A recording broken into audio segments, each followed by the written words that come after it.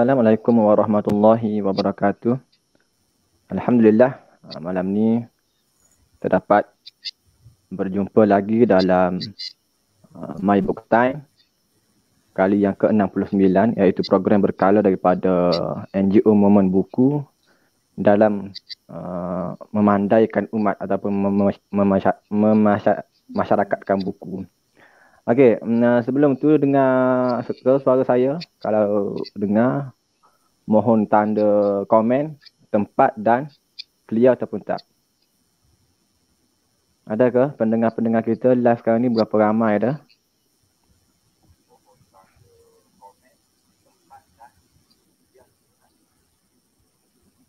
Okey, qala rabbi shrah li sadri wa yassir li amri wa hlul 'uqdatam min lisani yafqahu qawli. Amma ba'd. Sebelum tu, selamat datang ke live. Okey, jelas dari Selangor, alhamdulillah. Selamat datang ke live Momen Buku untuk My Book Time kali yang ke-69. Sebelum tu kita minta kepada yang dah pun masuk, share kepada sahabat-sahabat lain, siapa-siapa yang berkelapangan, untuk sama-sama menyertai program ilmu kita pada malam ini yang saya kira jarang dilakukan pada ketika ini di kala media sosial didominasi oleh video-video pendek, program-program yang bersifat kepentingan politik ataupun perniagaan ataupun seminar bisnes. Banyak konten-konten begitu di media sosial. Tapi malam ni kita membawa satu kelainan kepada sahabat-sahabat netizen dengan membawa bedah buku ataupun kupas buku yang bertajuk pada malam ini Why Nation Fail.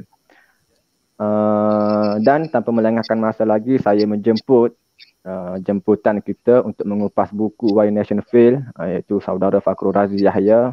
Ahlan wa sahlan. Apa khabar saudara Fakhrul? Alhamdulillah. Boleh dengar ke suara saya? Daripada saya jelas. Mungkin sahabat-sahabat di luar sana, warga net, boleh komen jelas ke saudara panel kita malam ni? Okey. Mungkin Abang Fakhrul boleh sebut 2-3 patah, kita nak dengar suara. Penonton nak komen, nak dengar suara keramat. Assalamualaikum warahmatullahi. Apa saya tengok video hijab macam okey gerak dah. Saat ni macam dia keras sikit video saat ni. Okey, suara dengar kena okey ya. Okey, jelas. Okey, untuk malam ni kita perkenalkan sedikit sebanyak panel jemputan kita. Dia maklum dah, Abang Fakhrul Razi adalah pengasas kepada NGO Momen Buku yang telah pun berusia hampir 2 tahun abang. 2 tahun. Iyalah, lebih kurang. Hampir 2 tahun. 2 tahun lebih. So dah pengerusi tak ingat dah ni. Kuat sangat berfikir. 2 tahun lebih. Jadi malam ni beliau akan mengupas buku yang bertajuk Why Nation Fail. Sebelum tu kita kenal sedikit sebanyak panel kita. Beliau adalah lulusan daripada UIA.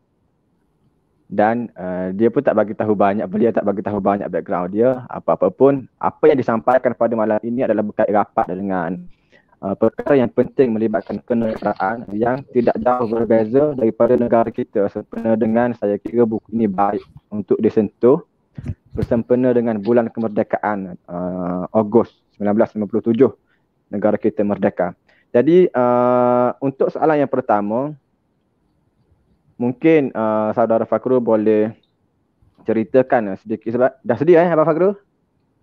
Sekali saudara, sekali abang, tak konsisten. Boleh berlaku. Okey. Untuk yang soalan yang pertama berbunyi boleh saudara ceritakan sedikit sebanyak berkaitan dengan latar belakang lulusan dia, bidang dia, asal negara mana, dan difaham kedua orang penulis untuk buku ni, dan mungkin boleh sekalikan macam mana mereka boleh bertemu keluarkan satu buku. Falyatafaddal saudara Fakhrul. Bismillahirrahmanirrahim. Assalamualaikum warahmatullahi wabarakatuh. Alhamdulillah wassalatu wassalamu ala Rasulillah wa ala alihi wa sahbihi wa walah. Rabbi shrah li sadri wa yassir li amri wa hlul 'uqdatam min lisani yafqahu qawli. Terima kasih Adinda, Badrul Izzat dan semua penonton lah. Sebagaimana yang Ijat bagi tahu tadi, yang buku ni saya cuba untuk ketengahkan dalam perbincangan kita atas asas berkaitan dengan kenegaraan. Macam mana sesebuah negara itu boleh terdiri sebagaimana adanya di hari ini berdasarkan faktor sejarah, dan dari situ kita nak berfikir untuk ke depan bagaimana kita nak membentuk negara kita ke masa depan. Jadi dalam buku ni ada mengandungi beberapa panduan lah yang saya boleh katakan. Cuma berkaitan dengan author yang menulis buku ni, ada dua orang penulis. Dua orang penulis buku. Sekejap Kak ni nak wakil apa pula? Sekejap Hana.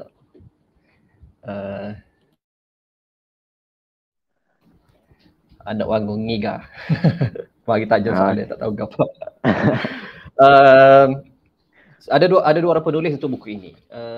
Seorangnya adalah Darren Acemoglu dan seorang lagi James Robinson. Acemoglu dan Robinson. Acemoglu dan Robinson ni kedua-duanya adalah ekonomis. Seorang profesor. Kedua-duanya adalah profesor dan kedua-duanya adalah profesor dalam bidang ekonomi. Pun begitu, Acemoglu fokusnya lebih kepada institusi ekonomi, manakala Robinson ini kepakarannya lebih kepada ekonomi di Amerika Selatan, Amerika Latin dan juga Afrika. Saya tak pasti bila diorang jumpa, cuma sebenarnya diorang ni macam ada beberapa buku yang diorang dah mengarang bersama. Why Nations Fail ni kalau tak silap adalah buku kedua, dia dah ada buku pertama. Cuma buku inilah yang meletup dan menaikkan nama diorang lah. Di persada akademik. Dan buku ni dah jadi nobat sebagai New York Times dan Wall Street Journal bestseller. Dan Acemoglu dan Robinson ni telah pun dijemput untuk menyampaikan macam ucap tama, plenary speaker di banyak tempat lah. Termasuk juga persidangan IMF, United Nations dan banyak lagi lah. Yang akademik-akademik tu banyak. Saya tak pasti macam mana diorang jumpa, cuma saya lihat kepakaran diorang yang berbeza ni, walaupun dua-dua dalam bidang ekonomi, tapi pakar dalam bidang berbeza, tapi diorang boleh jumpa satu titik pertemuan untuk diorang sinergi. Menghasilkan satu buku yang lebih impactful. Robinson pernah bagi tahu yang topik yang diorang tulis buku ni sebenarnya kalau ditulis ke dalam jurnal-jurnal, kita tahu kalau dalam akademik ni biasanya diorang akan menulis dalam jurnal. Tapi topik yang diorang tulis untuk buku ni sebenarnya agak kurang laku kalau masuk jurnal. Jadi diorang macam meneroka satu topik baru, iaitu ekonomi berdasarkan sejarah. Sebab tu diorang kumpul pandangan diorang, so dia pakat dengan Acemoglu ni, diorang terbitkan buku, baru diorang meletup. Maksudnya kalau tengok dalam CV diorang sebelum diorang tulis buku ni, diorang tak ada lagi jurnal ataupun paper yang diorang tulis berkaitan dengan sejarah ekonomi. Itu sedikit latar belakang lah. Acemoglu dengan Robinson. Acemoglu sekarang profesor di MIT, Massachusetts. MIT tak ingat. Teknologi, Institute of Technology. Robinson sekarang dia pernah mengajar di Harvard. Kalau tak silap yang terbaru di Chicago, University of Chicago. Sebelum tu banyaklah diorang ni macam senang pula tukar-tukar universiti. Sekejap universiti tu, sekejap universiti ni. So yang terkini Acemoglu ni di MIT dan Robinson ni di Chicago. Itu ya latar belakang penulis. Okey, terima kasih saudara Fakhru atas penerangan sedikit sebanyak berkaitan dengan penulis, dan kita dah pun maklum penulis berlatar belakangkan ekonomi. Dan menariknya kalau kita tengok kepada untuk semua mungkin yang belum pernah membaca, melihat kepada tajuk tu Why Nations Fail, tidak nampak ianya sebuah buku yang melibatkan ekonomi. Bila melihat kepada buku, barangkali melihat kepada geopolitik, melibatkan sosial sesuatu negara ataupun nation lah. Jadi kita teruskan kepada soalan yang seterusnya. Okey, saudara Fakhrul dah ni ke? Okey. Anak saat ni pekat molek ke Cik Kelantan? Bunyi ke? Masuk sikit. Okey, kita masuk kepada berkaitan dengan tema buku, apa yang penulis nak, mesej yang penulis nak sampaikan kepada pembaca semua, dan mungkin cara olahan dia by chapter ke macam mana ke, dan saudara Fakhrul boleh apa ni, sinopsiskan benda tu, isi yang nak disampaikan. Dan fatafadhal masykurah. Okey, terima kasih. Saya rasa untuk meringkaskan, merumuskan buku ni, dia macam agak mencabar, sebab saya boleh kata 70% ataupun 80%, saya katakan Izzat 60 ke 70, saya tambah lagi 70 ke 80% buku ni adalah tentang sejarah. Sejarah, dia cerita banyak sejarah. Macam Izzat bagi tahu, tajuk ni dia tak nampak macam ekonomi. Dah betul, dalam ni memang tak banyak cerita ekonomi, dia banyak cerita tentang sejarah, cuma menerusi kacamata ekonomi. Boleh ke macam tu? Lebih kurang lah. Tapi disebabkan benda ni banyak sejarah, saya susah nak ringkaskan sebab sejarah ni kena cerita panjang. Cuma saya terus bagi kesimpulan. Habis awal ke malam ni? Habis awal. Saya kena bagi kesimpulan awal sebab semua argumen sejarah dia tu adalah berdasarkan kesimpulan dia ni. Jadi jawapan kenapa Why Nations Fail, Why Nations Fail ni cuma terkandung dalam satu kenyataan ataupun satu faktor. Sebelum saya bagi tahu faktor tu faktor apa, macam Jap bagi tahu tadi, buku ni tajuk dia Why Nations Fail. Kenapa negara ataupun bangsa itu gagal. Cuma fokus mereka adalah pada semata-mata melihat nations itu pada kayu ukur kaya ataupun miskin. Itu je. Sama ada negara tu kaya ataupun negara tu miskin. Melalui kayu ukur pendapatan per kapita dan juga KDNK lah, GDP semasa negara tu. So dia orang tengok negara tu hari ni yang mana negara berjaya, yang mana negara miskin, yang mana negara kaya, yang mana negara miskin. Kemudian dia orang buat perbandingan. Okey, perbandingan itu berdasarkan perbandingan sejarah negara tu. Itu satu. Yang kedua, dia orang tengok juga negara-negara yang dulu, yang tamadun-tamadun sebelum daripada ni. Macam tamadun Hindu, macam Aztec, Inca di Amerika Selatan, Rom, beberapa tamadun lama di Afrika, saya pun tak ingat nama kingdom tu. Faktor Jepun sebelum Perang Dunia, sebelum kebangkitan Meiji, juga ada petik sejarah di Soviet Union. Jadi dia cerita, boleh dikatakan hampir semua benua diorang akan sentuh sebagai contoh, dan kesemua contoh itu dilihat berdasarkan faktor sejarah. Dan mereka simpulkan kenapa sebuah negara itu kaya ataupun sebuah negara itu miskin kepada faktor inclusive institution, ataupun institusi yang inklusif. Biasanya negara yang kaya ni, sejarahnya membuktikan bahawa mereka itu mempunyai institusi yang inklusif. Negara yang miskin ni, diorang ada institusi yang ekstraktif. Bukan eksklusif ya. Saya tengok dalam deskripsi program kita ni, bukan eksklusif. Ekstraktif. So inklusif versus ekstraktif.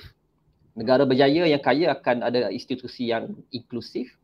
Yang miskin ni, secara sejarahnya mereka mempunyai institusi yang ekstraktif. Institusi itu merujuk kepada apa?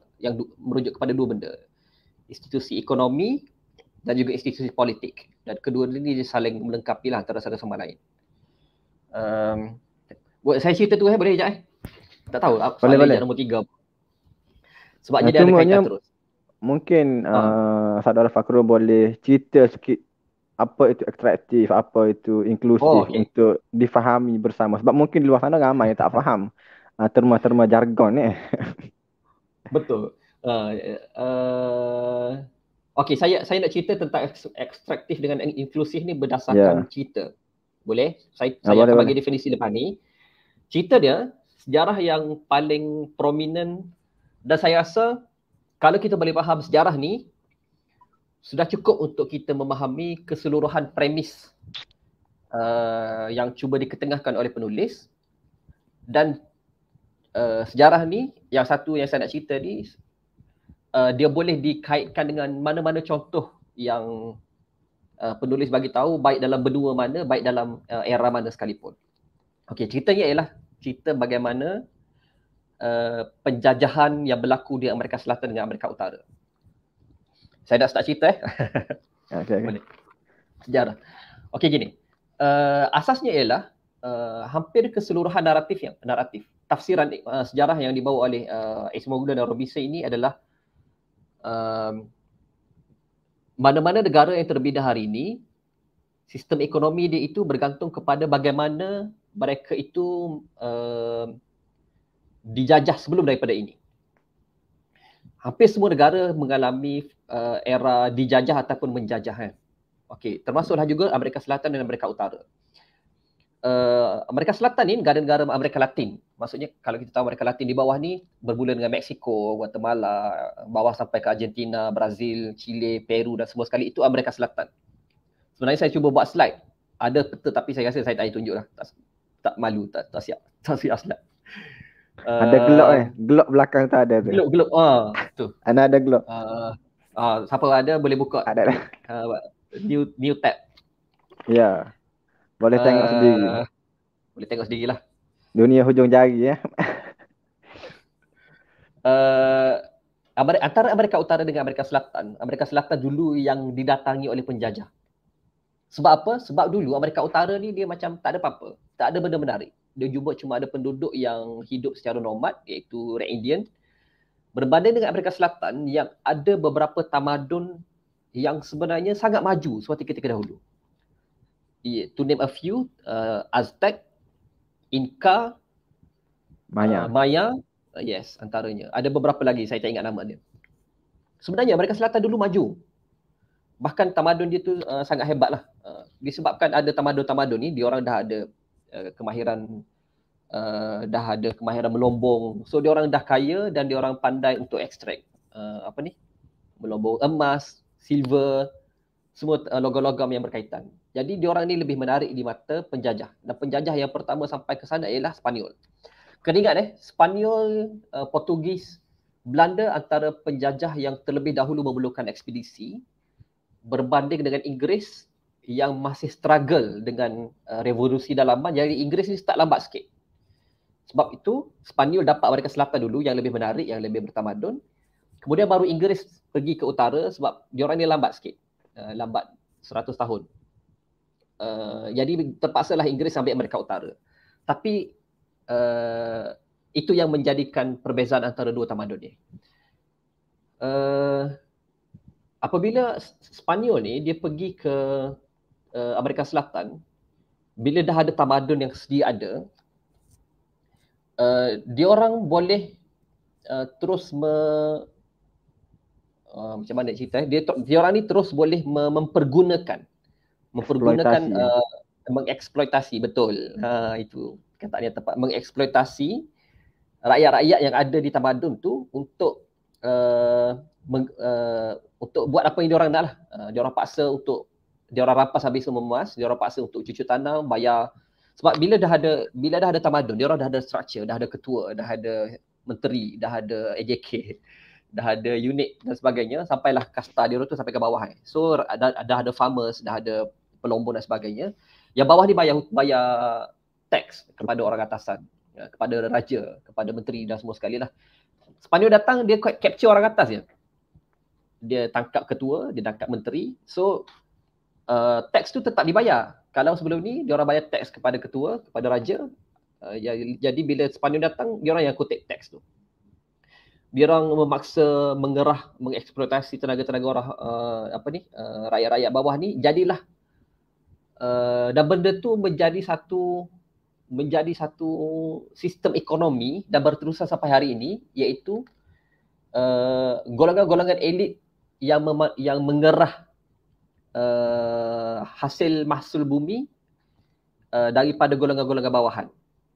Itu sistem yang itulah namanya ekstraktif ekonomi, dan hasilnya ialah walaupun dia orang berjaya jadi kaya dulu tapi dia tidak sustainable. Hari ini ekonomi di Mexico, di negara-negara Amerika Selatan ni lebih kurang kekayaannya banding dengan Amerika Utara. Okey, apa beza dengan Amerika Utara? Amerika Utara ni, Inggeris datang lambat sikit. Bila dia datang lambat, dia orang tak jumpa satu tamadun yang dia orang boleh eksploitasi sebagaimana di Amerika Selatan.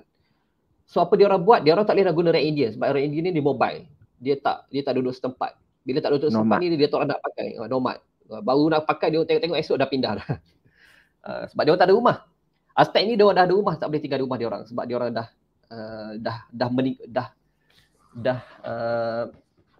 jadi golongan yang menetap lah.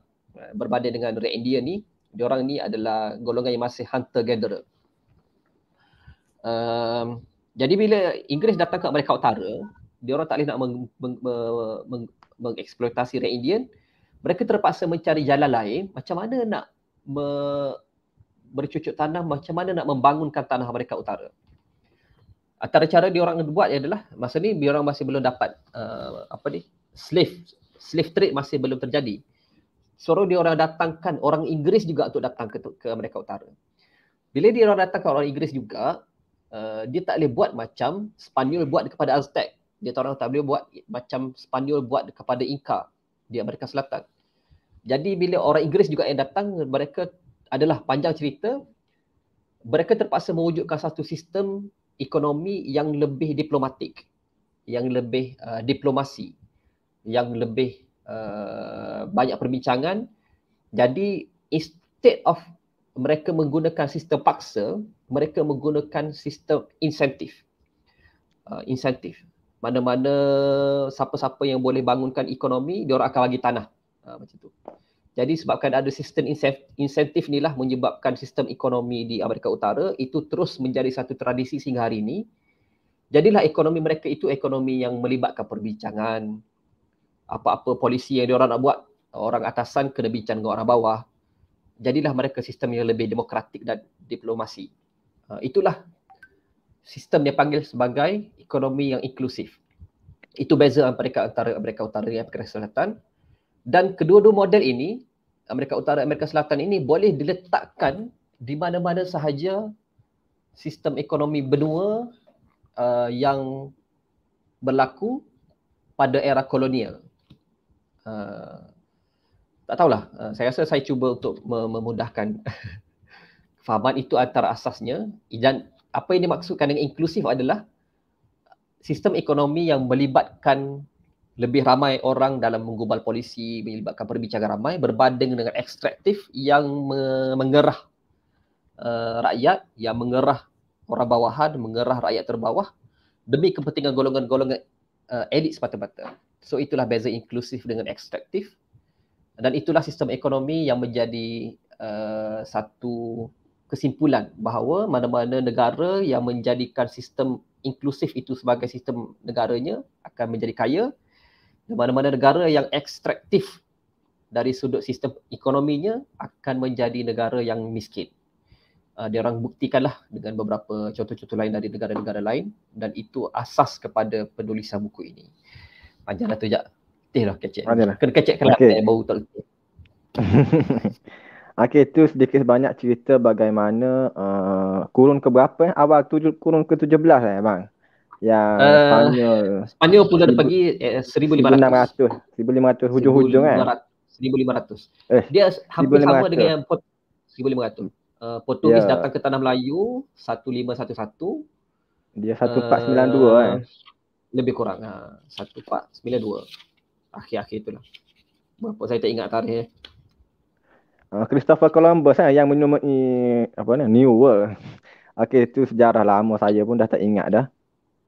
Cumanya kita melihat kepada dua benua yang berbeza, benua Amerika Selatan yang terdiri daripada Brazil, Peru, Venezuela, Chile, Mexico, dan Amerika Utara yang kita melihat pada hari ini negara yang apa yang Saudara Fakrul pernah sebut sebelum ni, Pax Americana, iaitu dominasi yang dikepalai oleh Amerika.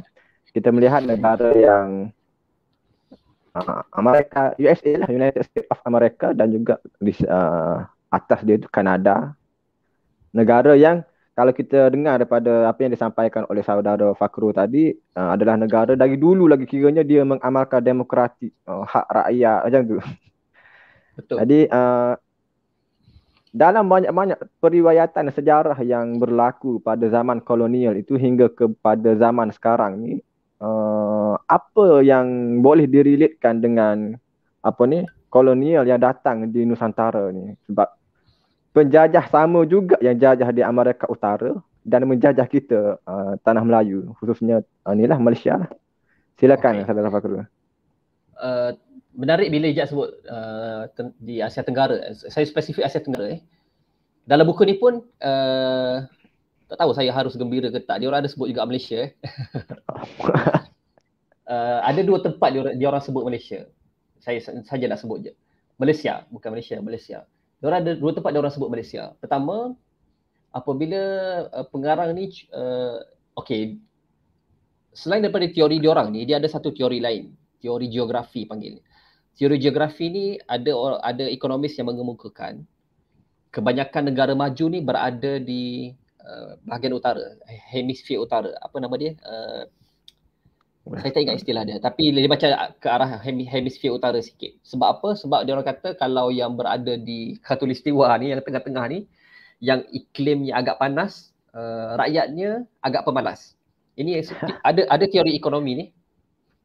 Dan benda ni pun disebut dalam buku, saya teringat apa ni, Kemalasan Peribumi Filipina oleh Jose Rizal. Kebetulan.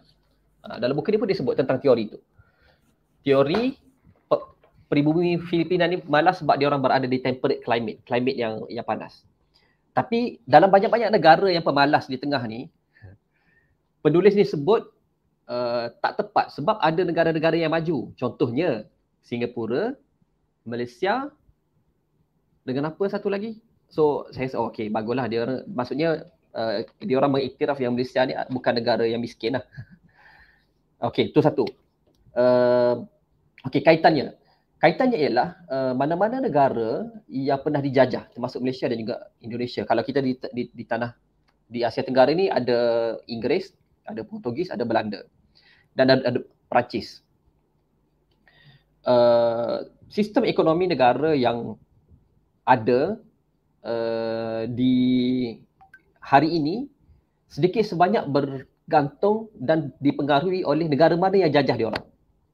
Macam kita akhir sekali kita dijajah oleh Inggeris. Maka ada sistem ekonomi yang kita warisi hari ini memang akan dipengaruhi oleh sistem Inggeris. Indonesia, Belanda, dia ada pengaruh Belanda. Filipina, Perancis, ada pengaruh Perancis dalam sistem ekonomi diorang. Satu benda menarik yang diorang sebut juga tentang Asia Tenggara ni, apabila Belanda mula-mula datang ke Indonesia, ada satu tempat di Indonesia, saya tak ingat nama tempat tu, tapi dia dekat dengan Lombok. Indonesia ni ada Sumatera, ada Jawa, dia sebelah Jawa. Riau atas bukan? Lombok. Bukan Riau. Pelayan Riau. Maksudnya antara Semenanjung Malaysia dengan Kalimantan, bukan? Bukan. Siapa tahu Lombok, di atas daripada Lombok tu. Saya tak ingat nama tempat tu.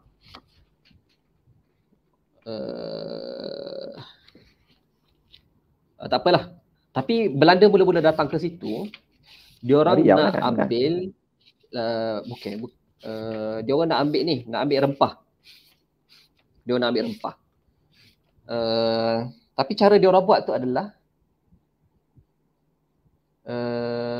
pertama diorang sekat semua merchant lain, semua orang lain daripada datang ke pelabuhan tu. Diorang je yang boleh guna. Okey. Tak, bukan dekat situ. Dekat situ cerita lain. Cerita saya nak bagi tahu ni di Sumatera, di bandar. Kita ada Selat Sunda kan? Ya. Yeah. Mana? Tapi kalau tak silap di area Jawa tu, ada satu tempat tu, Belanda pergi, dia nak kuasai perniagaan rempah dia identify satu tempat tu, kawasan tu banyak rempah yang orang kat situ tanam. Kemudian ditanya siapa je yang pandai tanam rempah. Yang lain semua dia orang bunuh. 15,000 penduduk dekat situ dia orang bunuh, ditinggal sebahagian saja dijadikan labor ataupun buruh paksa untuk tanam rempah. Jadilah satu sistem ekonomi yang ekstraktif lah yang dimaksudkan tadi. Jadi benda tu, kaedah tu juga yang diorang guna pakai di mana-mana tempat yang diorang pergi. Maksudnya mana dia orang pergi, dia orang conquer, menindas rakyat di tempat dia orang duduk tu, dia orang bunuh, kemudian paksa, jadi buruh paksa. Jadilah sistem ekonomi yang ekstraktif. Dan sedikit sebanyak sistem itu diwarisi sehingga hari ini di Indonesia. Kesannya masih banyak. Walaupun sudah ada beberapa figure ataupun pemimpin Indonesia yang cuba untuk mereformasi sistem ekonomi, tapi secara akar umbinya benda tu masih ada. Saya jawab apa tadi, pengaruh kita di negara kita ataupun di Asia Tenggara kan. Berbanding dengan Malaysia, kita didatangi oleh Inggeris. Inggeris ni cara diorang lebih diplomatik. Kan, diorang datang, diorang jumpa dengan raja, jumpa dengan pemimpin, diorang tak bunuh. Ini kaedah yang Inggeris gunakan, sama macam diorang di Amerika Utara. Sebab apa Inggeris datang dengan kaedah tu? Sebab ada sebab dia. Sekejap deh, sebelum daripada Inggeris ni memulakan ekspedisi kolonialisasi ni, diorang struggle, macam saya bagi tahu tadi, Inggeris ni struggle dengan politik dalaman diorang. Diorang terpaksa melalui beberapa revolusi dulu, termasuklah revolusi Perancis tu di Inggeris dulu. Perancis tu dia lepas tu adalah ayat ni tak ingat pula, tadi ingat.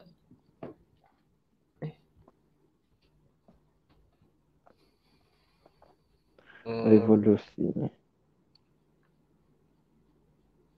Tapi revolusi Inggeris tu, diorang cuba untuk mengurangkan kuasa monarki. Jadi bila diorang memulakan ekspedisi menjajah ni, sebenarnya kuasa monarki sudah pun dikurangkan. Menyebabkan kuasa feudal lain ni lebih besar dan mewujudkan satu sistem check and balance yang lebih kuat dan yang lebih strong.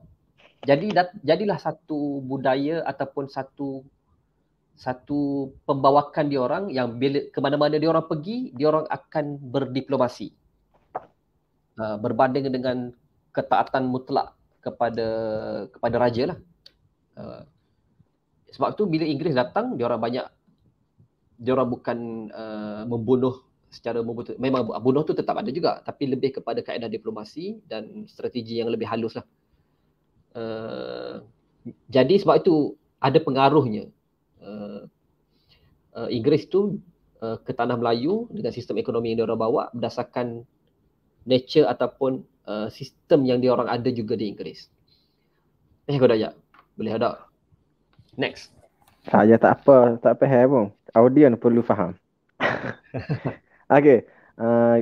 Jadinya kita melihat kepada apa yang disampaikan oleh panel jemputan kita di menyentuh yang negara yang pada hari ini dibentuk oleh ditinggalkan negara penjajah. Sebagaimana mungkin panel bersetuju kot kalau kita melihat kepada negara Indonesia yang lebih kuat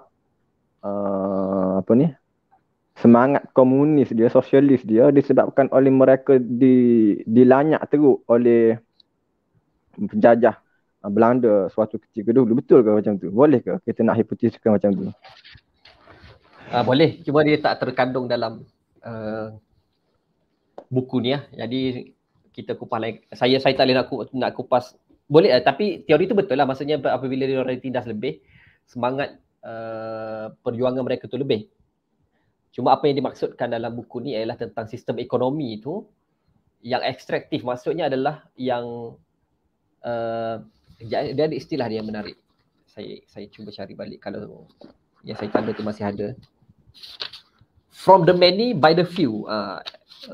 Extract resources from the many by the few.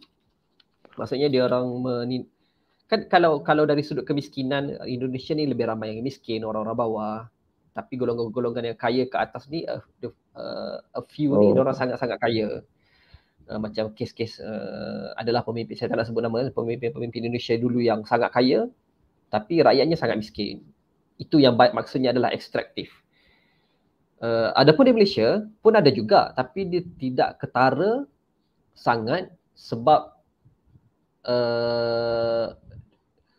kalau kita tengok kekayaan rakyat Malaysia ni, especially kalau Melayu-Melayu ni kaya ni, dia cuma jadi kaya selepas daripada DEB, Dasar Ekonomi Baru, yang mengkayakan kroni-kroni, yang mengayakan setengah kelompok minoriti sahaja. Tapi itu faktor lain lah. Tapi panjang cerita, tapi maksudnya maksud tadi adalah sistem ekonomi itu ada pengaruhnya dengan siapa yang jajah kita dulu. Okey, terima kasih atas huraian. Buku ni kalau yang tak ada asas sejarah ataupun asas geografi, barangkali sedikit sukar untuk faham. Dan mungkin kita boleh recall balik siapa yang jajah, siapa yang kena jajah. Macam Indonesia banyak dijajah oleh Belanda, VOC apa? Kalau belajar sejarah dulu. Sekarang ni saya sedang recall balik yang belajar sekolah menengah dulu. Bagaimana India Timur Belanda, Dutch Indian East Company, itu syarikat. Diorang ni walaupun nama dia penjajah, tapi diorang datang dengan syarikat tau. Menarik juga kita tengok benda tu. Dia bukan datang dengan aku penjajah, tak. Aku ni syarikat. Dia datang tu dengan niat memang untuk datang buat keuntungan. Jadi dua negara yang menjadi jiran kita, ahli kepada ASEAN, iaitu Indonesia dan juga Filipina, yang dijajah oleh dua penjajah yang tidak menggunakan pembawakan seperti Inggeris. Kalau kita tengok Spanyol di Filipina juga menggunakan pendekatan yang keras seperti mana dia menjajah di Amerika Selatan. Amerika Selatan, dan bagaimana pembunuhan demi pembunuhan. Dan kalau baca sejarah Indonesia pun ratusan ribu berlaku perangan antara rakyat dengan Belanda. Tapi itu tidak berlaku di negara kita, Malaysia. Sangat jarang berlaku peperangan. Kalau kita tengok dalam buku teks sejarah pun, masuk sejarah sikit sebab nak merdeka ni. Dan fenomena Mak Kilau pun tak habis lagi. Jadi itu antara tokoh-tokoh yang kita boleh kira dengan jari. Mak Kilau, Datuk Bahamat, Abdul Rahman Limbong, Tok Kupaluh, Tok Janggut. Itu beberapa nama yang bangkit melawan British, walaupun British menggunakan konsep negosiasi yang orang kata konsep negosiasi lah dalam dia menjajah negara Malaysia. Untuk seterusnya, Saudara Fakrul, kita lanjutkan kepada persoalan yang seterusnya. Dalam kita melihat kepada realiti ekonomi yang berlaku pada hari ini adalah disebabkan oleh peninggalan peninggalan penjajah-penjajah lama, sampai kita melihat kepada hari ini negara dunia yang ketiga masih ketinggalan jauh, benua Afrika. Adakah benua Afrika itu dia ketinggalan disebabkan tiadanya migrasi daripada, sebab negara dia tu tak ada tamadun yang banyak, dia tak adanya ekstraktif tadi. Jadi dia perlu menggunakan pendekatan yang inklusif seperti di Amerika Utara, tapi tidak dipraktikkan di Afrika kerana Afrika dijajah oleh Perancis. Adakah disebabkan itu Afrika tidak maju sehingga ke hari ini? Boleh ke statement macam tu?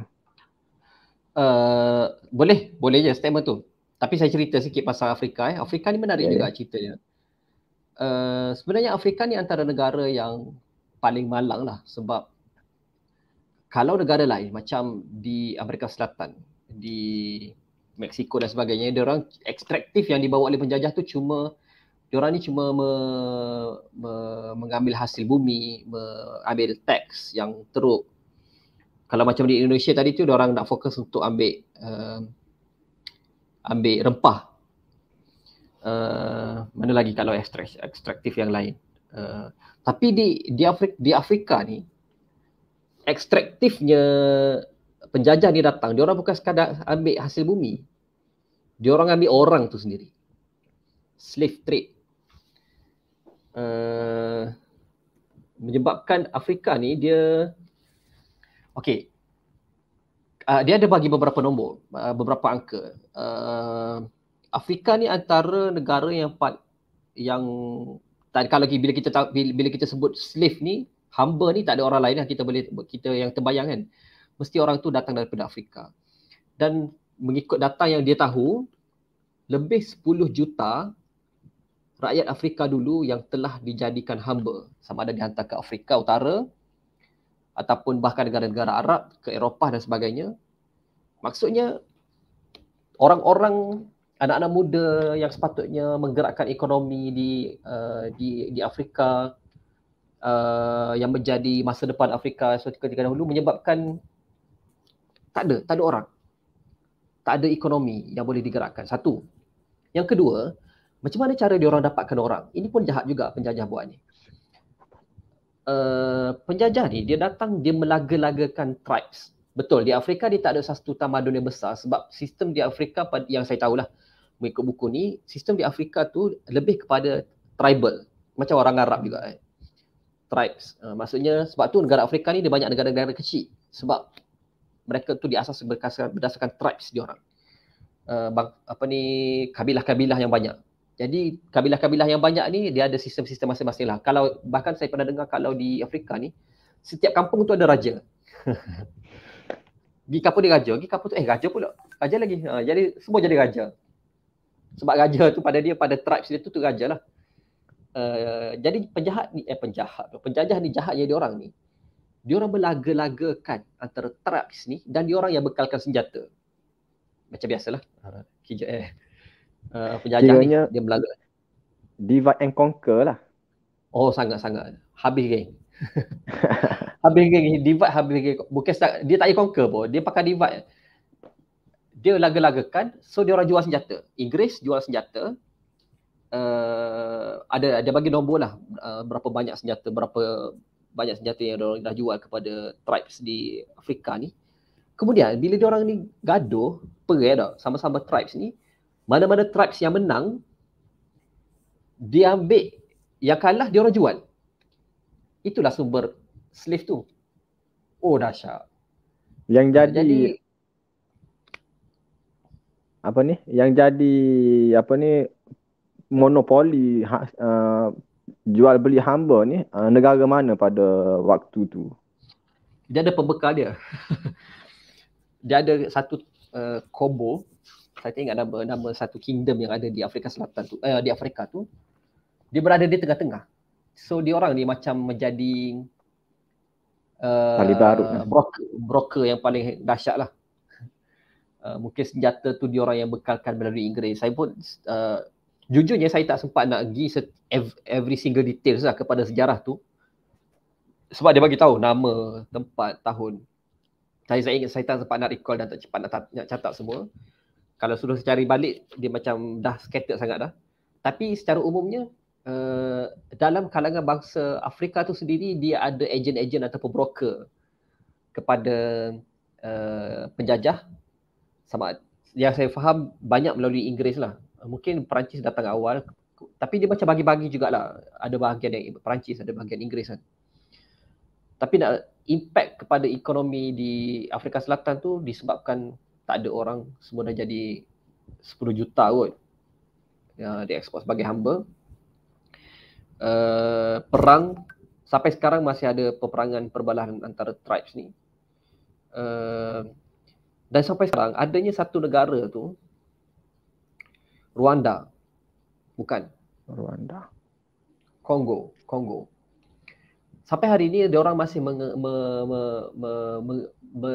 mengamalkan ekonomi ekstraktif tu dengan cara yang sama macam penjajah buat. Dulu penjajah datang, kutip hasil mahsul, bawa ke negara dia. Inggeris datang macam datang Malaysia, ambil semua timah, dia orang bawa negara dia. Sampai sekarang ada negara Afrika yang buat macam tu juga. Dia paksa rakyat dia keluarkan hasil mahsul bumi, dia orang jual murah-murah kepada Inggeris. Sampai hari ini ada negara tu. Saya silap sama ada Kongo ataupun Rwanda. Mungkin bukan Rwanda kot. Saya tak ingatlah mana negara dia. Sebab contoh-contoh dia bagi tu agak banyak. Jadi saya kadang-kadang tertukar-tukar.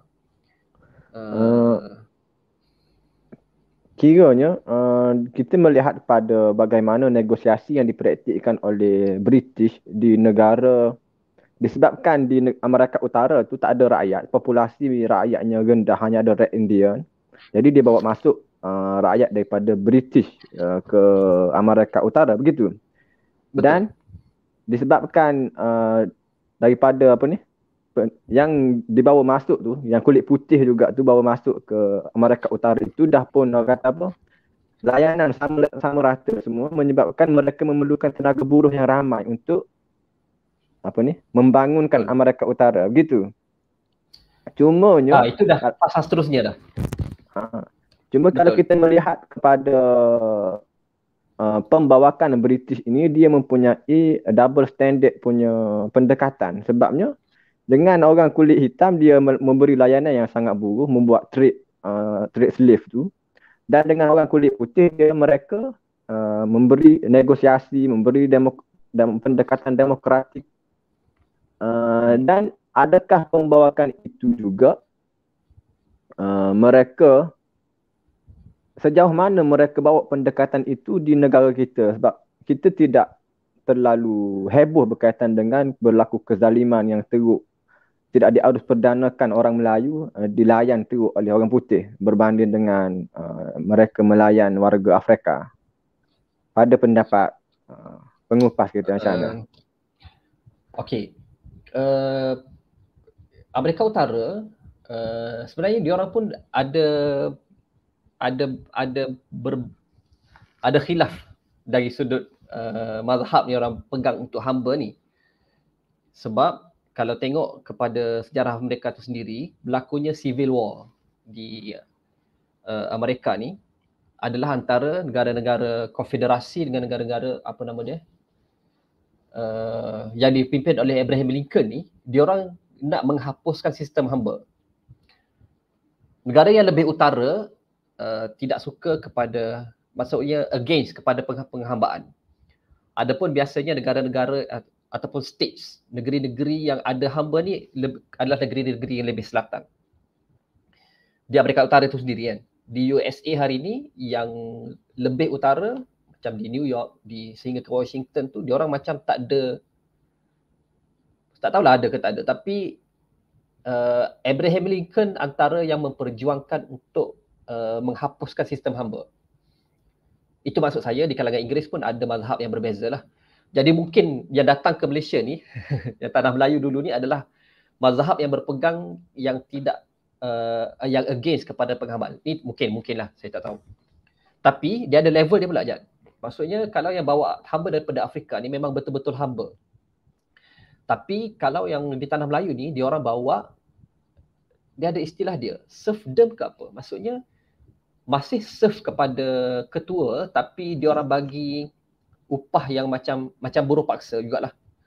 Macam hamba ni memang hamba betul kan. Dia ada satu bawah atas sikit daripada hamba tu, mungkin macam tenaga-tenaga buruh daripada China dan India yang didatangkan oleh Inggeris ke tanah Melayu. Bukan kategori hamba tapi buruh. Itu kategori yang agak berbeza lah sebenarnya. Kalau soalan Jet sejauh mana tu, saya tak boleh nak jawab sebab saya tak tahu dan saya tak jumpa sejauh mana dalam buku ni, dan dia pun tak cerita tentang perbalahan antara mazhab berbeza, against dengan slavery dengan yang pro slavery ni. Cuma yang dia ceritanya adalah sistem ekonomi di Afrika yang sangat ekstraktif dari sudut pengalaman sejarahnya, sebab bukan sekadar hasil bumi tu diambil, orang dia pun diambil. Gitu je lah. Okey, menarik. Kita sedang meneroka seluruh pelosok dunia sekarang ni, daripada benua Amerika Utara pergi ke Amerika Selatan, pergi ke Afrika, pergi ke Asia Tenggara. Kita tak sentuh Eropah, tapi kita sentuh bagaimana Eropah tu kata mengamalkan kolonial dia tu, menjelajah ke seluruh dunia untuk mendapatkan harta. Dan bising dengar. Okey, saya sentuh dua benua lagi boleh tak? Okey, silakan. Alang-alang. Alang-alang. Kita ambil dua lagi. Satu Timur Tengah. Timur Tengah ni, di negara Arab ni, kenapa kalau ikut penulis ni lah. Cuma benda ni saya agak reserve sebab dia mengkritik keras kerajaan Osmaniyah, Ottoman Empire. Dia mengkritik Ottoman Empire yang tidak mampu mengawal keseluruhan jajahan diorang, menyebabkan adanya tribes di kalangan orang Arab ni yang ada kuasa ekonomi, bukan ekonomi, kuasa autonomi sendiri, sehingga terlalu tinggi cukai yang diorang kutip sehingga menindas orang bawah, jadilah sistem ekonomi yang sangat ekstraktif di negara Arab. Ini kritikan keras daripada penulis ni kepada Ottoman Empire lah. Tapi saya tengok kepada argument dia tu agak ringkas dan terlalu simplistik. Jadi mungkin kita kena cek balik macam mana pentadbiran Osmaniyah kepada negara Arab tu lah. Kemudian yang kedua, Soviet Union. Soviet Union mengikut teori penulis ni, Acemoglu dengan Robinson ni, suatu ketika dahulu ekonomi Soviet Union ni sangat cepat berkembang sehingga orang pernah membuat jangkaan yang Soviet Union ni akan mengatasi ekonomi Amerika Syarikat. Ni era 80-an Tapi tiba-tiba Soviet Union jatuh dan sekarang dia diganti oleh China. So argument dia, dia kata bahawa sistem ekonomi yang diamalkan oleh Soviet Union dia tidak sustainable sebab dia ekstraktif, dia komunis, dia tak inklusif. Jadi walaupun ekonomi itu berkembang, satu hari nanti dia akan jatuh. So terbuktilah yang Soviet Union jatuh, dan menggunakan argument itu dia mengkritik China lah, sebab China ni walaupun ekonomi sekarang berkembang dengan pesat. Kita tahulah ekonomi China ni memang dahsyat lah sekarang ni. Tapi dikritik yang China pun tak sustainable, dan satu hari nanti mengikut teori diorang ni, berdasarkan teori perlunya institusi yang inklusif dan bukan ekstraktif, China pun satu hari nanti akan jatuh. Ni ikut teori diorang lah. Wallahu a'lam. Habislah semua negara kita gitu.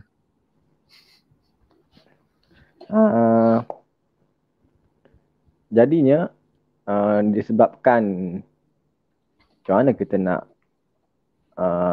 konklusikan benda ni, sebabnya dia melibatkan satu perkara yang besar untuk kita kecilkan skop dia tu. Dan untuk realiti kehidupan hari ini, kita melihat kepada semua berbicara mengenai ekonomi, berbicara berkaitan dengan kos sara hidupnya, berkaitan dengan kebolehpasaran graduannya, berkaitan dengan peluang pekerjaannya.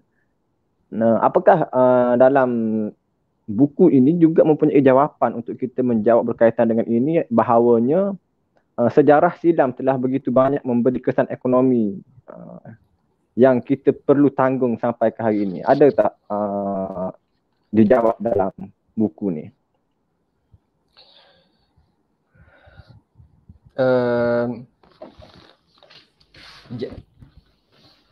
Boleh soalan Jap, payah sangat soalan Jap. Kalau kita melihat pada hari ini, sebab saya nak relatekan buku tu yang dia menceritakan sejarah dengan ekonomi negara peninggalan penjajah. Jadi hari ini generasi yang anak muda lah, khususnya sebaya-baya kami, berbicara mengenai peluang pekerjaan, berbicara mengenai dengan kos sara hidup, berbicara mengenai kebolehpasaran graduan. Adakah disebabkan oleh titik-titik hitam sejarah yang negara kita alami ini menyebabkan perkara-perkara besar yang diperbincangkan oleh anak muda hari ini boleh kita sampaikan pada mereka? Faham tak soalan dia? Cubalah je, tak jawab royak balik lah. Okay, saya memang niat untuk kita landing dia kembali di Malaysia lah.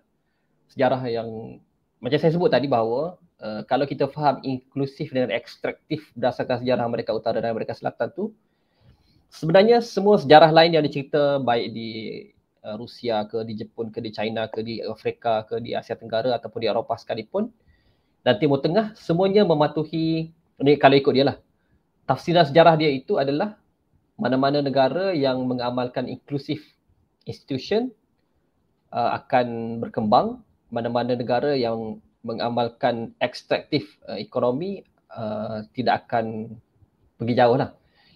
Jadi kalau kita melihat kepada, kalau kita tengok balik negara kita ni, Malaysia hari ni, kita mengalami beberapa, saya bukan nak ulas ekonomi, tapi berdasarkan sejarah yang kita dah ada ni, saya rasa kita telah mengalami beberapa fasa. Kita pernah alami fasa yang ekstraktif, dan sekarang ni saya rasa Malaysia juga berkembang sedang menuju ekonomi yang lebih inklusif lah. Cuma untuk masa depan, untuk kita bergerak untuk membawa Malaysia ni ke arah satu, bukanlah betul-betul kita nak ikut teori dia, tapi untuk membawa ekonomi Malaysia ni lebih mesra kepada anak muda untuk masa depan. Sebab macam itu je ada, kita bincang tentang brain drain. Kalau ingat masa main book circle, kita bincang tentang brain drain, tentang sistem ekonomi yang ada hari ini hasil daripada ekonomi yang ada 10 tahun lepas. Sistem yang kita ada 10 tahun lepas itu ada kalanya tidak mampu untuk cope dengan perkembangan sistem pendidikan dan juga perkembangan dunia, yang menyebabkan kita tak mampu memberikan peluang pekerjaan yang sewajarnya kepada potensi yang ada di kalangan anak muda hari ini. Okey, ekonomi kita dulu sistem dia macam tu. Tapi sampai ke hari ini dia masih macam tu. Tapi ekonomi pendidikan berkembang. Teknologi berkembang. Globalisasi dan juga teknologi IR 4.0 dan sebagainya, benda ni lebih terdedah kepada anak muda. Anak muda ini mereka lebih berkembang, tapi nak cope dengan sistem ekonomi hari ini dia tak sempat.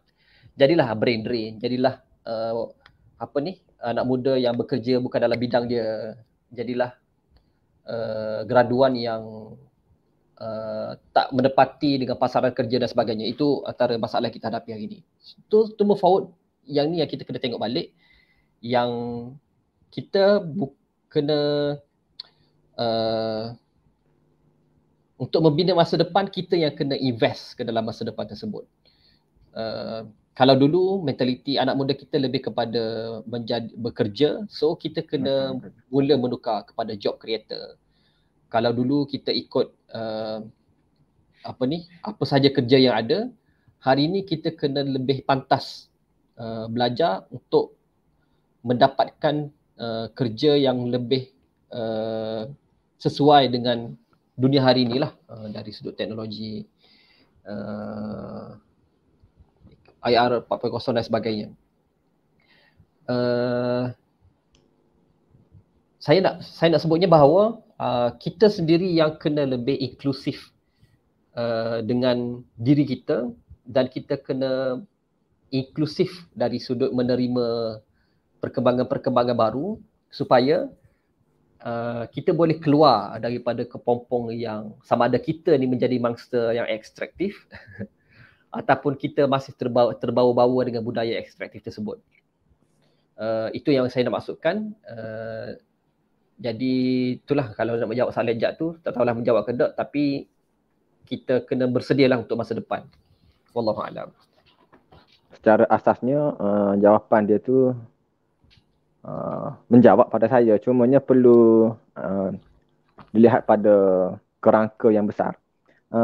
Sebab kenapa kalau kita melihat kepada pembawakan ekstraktif tu, dia melibatkan seakan-akan majikan pekerja, dan itulah sistem yang dipraktikkan, dan penjajah datang, dia conquer majikan tu, menyebabkan semua yang pekerja ini menjadi minda jajahan ataupun makan gaji. Apa-apa situasi pun, itulah yang kita lihat pada hari ini. Minda jajahan itulah yang banyak dianuti ataupun dihinggapi oleh masyarakat kita. Dan mungkin juga kalau melihat kepada konklusi yang dibawa oleh pengarang, saya tak baca lagi buku ni tapi tak tahulah. Dia meletakkan teori bahawa negara yang mengamalkan autokratik lambat laun akan runtuh, dan mungkin negara tahu contoh autokratik Korea Utara, dan dia apa, saudara tadi, Rusia jatuh disebabkan pengamalan yang ekstraktif tu ataupun autokratik pada hari ini, komunis lah.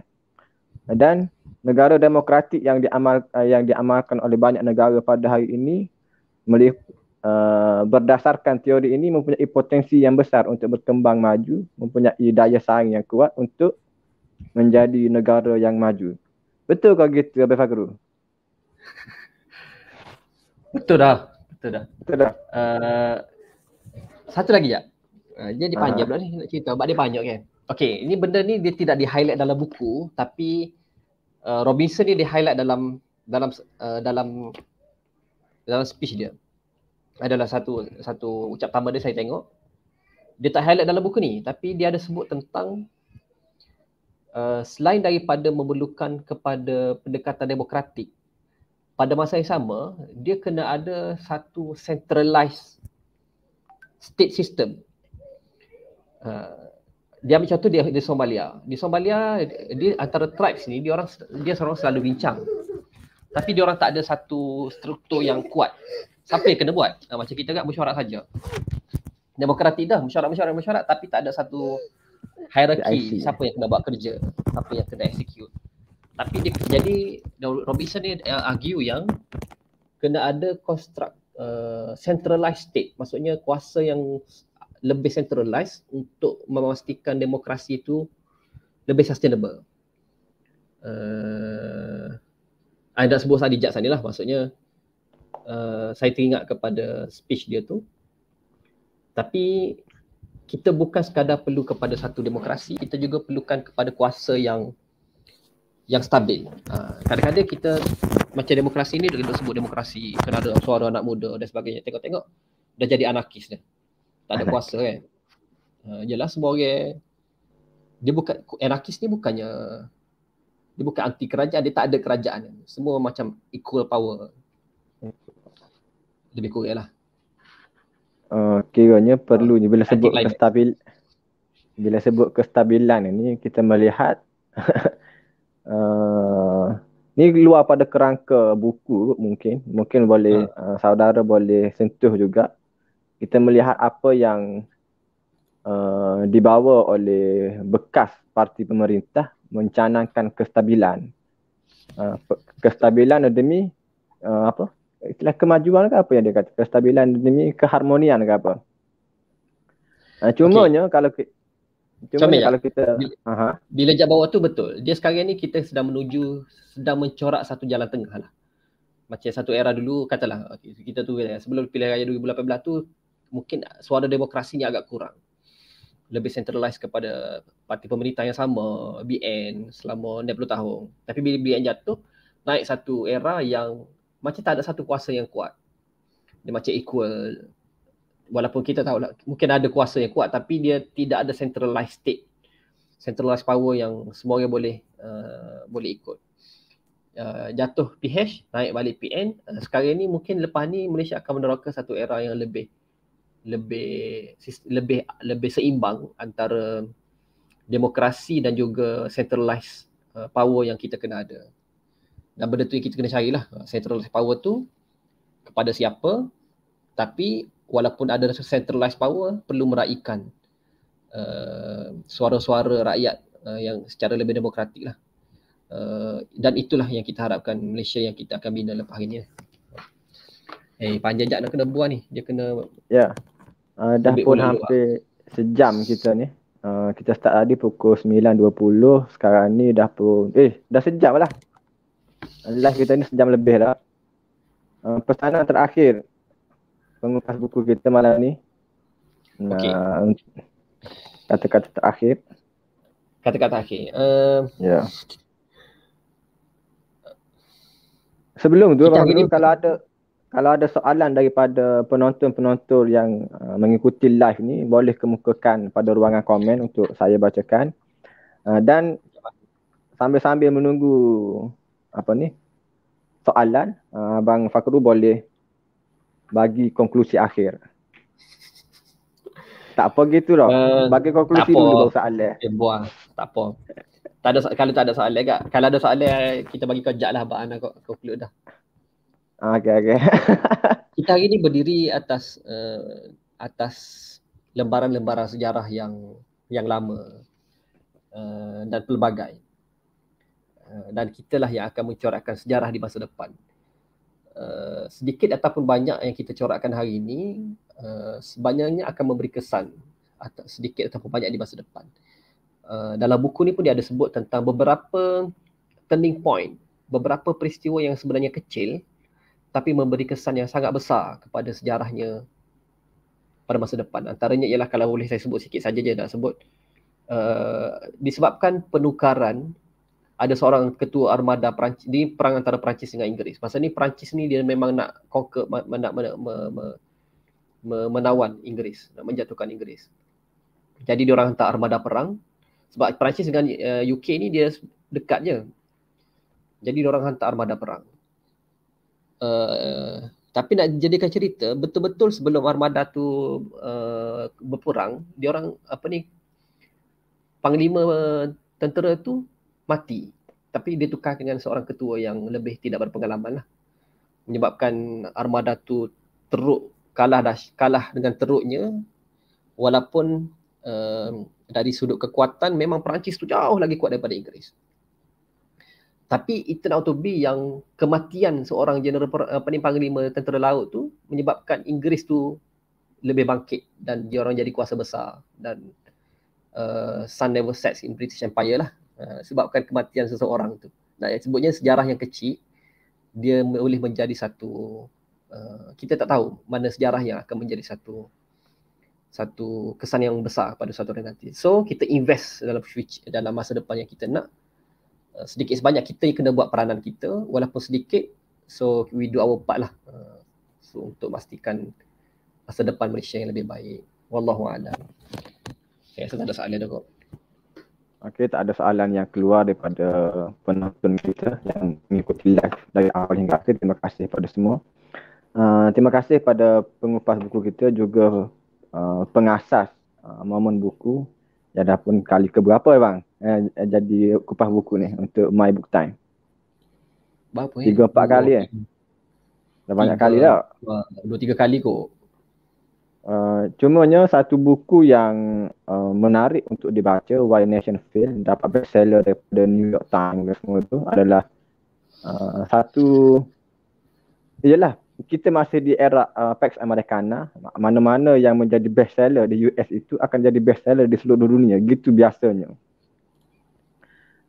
Berbalik kepada Why Nations Fail. Begitu banyak titik-titik hitam dalam peradaban dunia yang kita lihat adalah bertitik tolak daripada kolonial, penjajahan. Bagaimana Afrika itu disebabkan 10 juta yang dieksport ke Amerika Utara, dieksport ke Eropah, itu menyebabkan populasi di Afrika itu terjejas teruk. Itu yang Eropah tinggalkan kepada benua Afrika sehingga ke hari ini terbantut. Sehingga kan berapa banyak NGO, pertubuhan, sukarelawan, aktivis yang pergi membantu disebabkan tangan-tangan datuk nenek mereka dulu. Dan kita melihat kepada pengajaran, ini khulasah kot daripada saya. Pengajaran yang kita boleh lihat adalah bagaimana campur tangan luar dalam sesuatu negara bukan membina hakikatnya tetapi meruntuhkan. Walau apapun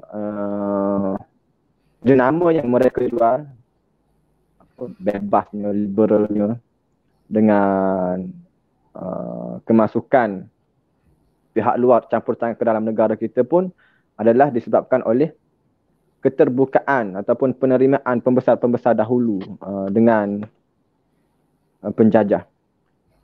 Sempena dengan bulan kemerdekaan, kita sama-sama menghayati bahawa pentingnya kita bersama-sama mengambil berat, mengambil tahu berkaitan dengan kenegaraan yang menjadi tanah tumpahnya, tanah air kita, tanah tumpah darah kita.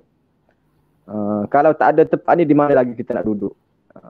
Itulah yang sedikit sebanyak perkongsian. Why Nations Fail. Menarik, panjang, kalau nak kupas ni panjang semua. Jadi itu sahaja untuk malam ni. Terima kasih kepada semua yang menonton. Dan kita jumpa lagi pada My Book Time yang ke-70 minggu depan ataupun 2 minggu depan. Masya Allah, 70 dah. Siapa yang akan jadi pengupas tu kita cari, insya-Allah dengan masih bulan 8, mungkin kerangka pada bulan 8 ni masih dalam kerangka patriotik ataupun semangat kemerdekaan, semangat mak kilau. Wallahu alam. Kita jumpa lagi pada sesi yang berikutnya. Wabillahi taufiq wal hidayah. Assalamualaikum warahmatullahi wabarakatuh.